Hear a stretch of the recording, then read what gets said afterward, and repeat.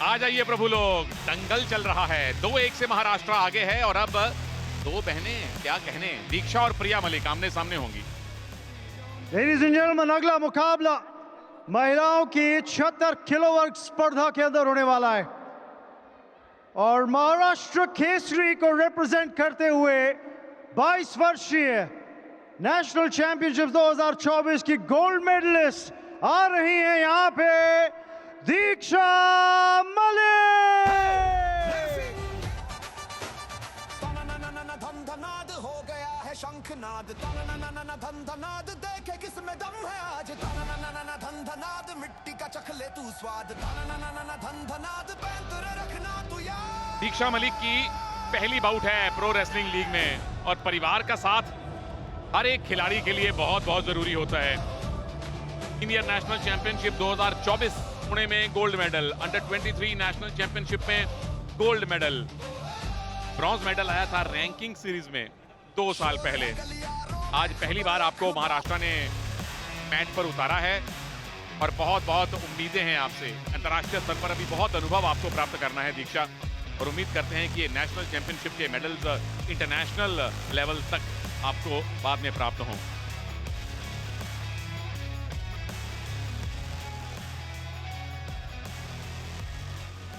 और उनके सामने पंजाब रॉयल्स की तरफ से इस मुकाबले के अंदर मैच की ओर आती हुई 20 वर्षीय अंडर 23 एशियन चैंपियनशिप्स 2025 की गोल्ड मेडलिस्ट प्रिया मलिक।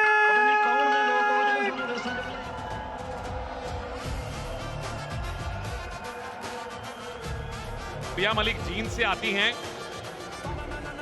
आर्मी के साथ ट्रेन करती हैं, आर्मी में इनकी जॉब है और उसके साथ साथ इनके पिताजी भी आर्मी में थे। जब पता चला कि बेटी रेसलिंग की शौकीन है तो आर्मी की जॉब छोड़कर ये अपनी बेटी को ट्रेन करने के लिए वापस आ गए। अब तक परफॉर्मेंस अच्छी रही है, पिछली 3 बाउट में से 2 आपने जीती हैं और खास तौर पे पिछली बाउट में जो आपने 10-0 हराया था मुंबई की ज्योति बेरवाल को। देखते हैं कि आज दीक्षा और प्रिया मलिक, इन दो बहनें तो नहीं है लेकिन ये इकट्ठे ट्रेन भी करती हैं, आर्मी भी एक साथ ज्वाइन की थी और अब दारोमदार है कि क्या प्रिया अपनी टीम को 3-1 की लीड दिलवा पाएंगी।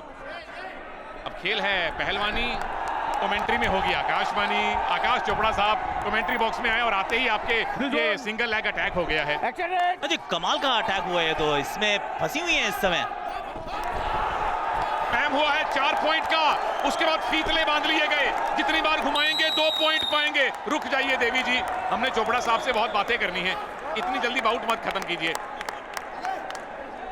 अच्छा, आप तो रेसलिंग लीग को अच्छे से फॉलो कर रहे हैं, मैंने सुना है। हाँ जी बिल्कुल, WL को फॉलो कर रहा हूँ, आपको भी फॉलो कर रहा हूँ। यहाँ मैं आपको बता सकता हूँ कि मलिक जो है वो जीतने वाली है। कोई भी हो, दाएं खिड़की में देखें किस तरह से सिंगल लेग अटैक हुआ, आपने डेंजर पोजीशन में पटका, 4 पॉइंट मिले, ये लेग लेस किया, फीतले बांधे, जितनी बार घुमाते हैं 2 बार, एक बार घुमाया, इनफैक्ट 6-0 की लीड बन गई प्रिया के पास। और इस बार एक बड़ी नई अच्छी चीज हुई है आकाश भाई, वो है पावर मिनट का आना। अब क्रिकेट का पावर प्ले और रेसलिंग का पावर मिनट दोनों ही बड़े दिलचस्प हो गए हैं। अब तो मुझे लग रहा है प्रिया मलिक की नजरें ऑलरेडी उस पर होंगी, क्योंकि 6-0 से अगर आप पिछड़ रहे हैं तो फिर पावर मिनट का महत्व बहुत ज्यादा बढ़ जाता है। क्या वहां तक बाउट जाएगी भी, क्योंकि यहां अगर 15 पॉइंट की लीड बन जाती है तो बाउट वहीं समाप्त हो जाता है। आज हमें ये पता चला कि क्रिकेट और कुश्ती का जो मेल होता है, एक तो चलिए आप क्रिकेट की आवाज हैं और आप कुश्ती में आए हैं। राहुल तिवतिया की मैं कहानी पढ़ रहा था, उनके दादा चाह रहे थे कि हमारा छोरा पहलवान बने, चाचा कह रहे थे कि हॉकी प्लेयर बने, वो बन गए क्रिकेटर। आपके साथ कभी ऐसा तो नहीं हुआ? जी मैंने बचपन में क्रिकेट खेलना शुरू कर दिया था और ये तो मैं कभी खेल भी ना पाता, सही बताऊं तो। देखो, आप दिल्ली के छोरे हैं, दिल्ली वाले और हरियाणा वालों के खून में कुश्ती होती है। फिर से सिंगल लेग अटैक, पॉइंट फिर से 2 का इशारा हो चुका है। अभी मन नहीं किया आपका अखाड़े में उतरने का? ये अगर पीठ लग गई तो? पीठ लग गई तो खेल खत्म। जी हो गया पिन फॉल। प्रिया मलिक, एक तो 10-0 की लीड, ऊपर से आपने पिन कर दिया। ये तो हर रेसलर का सपना होता है, जैसे बैटर का सपना होता है कि 6 लगा के मैच जितवाना है। क्या इसी को धोबी पछाड़ कहते हैं? वो थोड़ा सा अलग है, वो दूसरे को कंधे से पकड़ के आपने धोबी जैसे कपड़े फेंकता है वैसे फेंकना होता है, लेकिन यहाँ पे प्रिया मलिक ने दीक्षा मलिक को तकरीबन धोबी पछाड़ ही दिया है, फिगरेटिवली अगर बोलें। और रेसलिंग लीग के आने से उम्मीद करते हैं आकाश भाई कि जैसे आईपीएल से क्रिकेट को और फायदा मिला, भारतीय कुश्ती को भी मिलेगा। फर्क बहुत मिला है, इसमें कोई डाउट नहीं है, और ये फर्क पड़ता है। एक बार दोबारा देख लेते हैं इसके अंदर, शुरुआत से ही एक्चुअली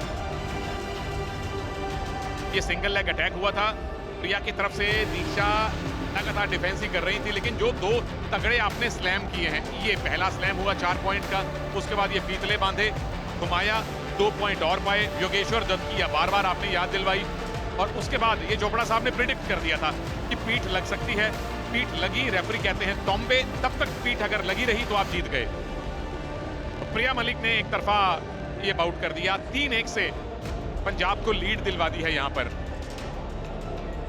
मैं उम्मीद कर रहा था कि लंबी बाउट होगी, आपसे और बातें होंगी। हाँ, पंजाब ने वैसे कमाल ही कर रखा है, पंजाबियां दी गल वक्री वाली काम कर रखा है।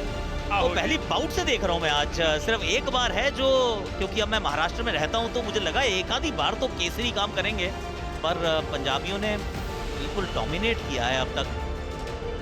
पिछले बाउट में आपने रॉबर्ट बारन की कुश्ती का मजा लिया होगा, उन्होंने पंजाब के कैप्टन को एक तरफा हराया।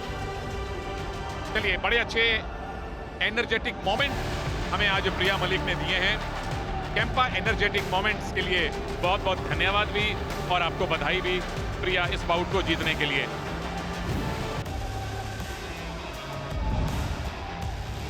अब सिर्फ तीसरा अगर बाउट छोड़ दे रॉबर्ट बारन वाला, बाकी तीनों पंजाब ने जीते हैं, और एक जीता है आपने टेक्निकल सुपीरियोरिटी से, एक जीता है पिन फॉल से। यानी अब महाराष्ट्र के लिए बचे हुए 5 में से 4 बाउट जीतने हैं। अमित के सामने संदीप मान होंगे। छोटे से ब्रेक के बाद लौटेंगे।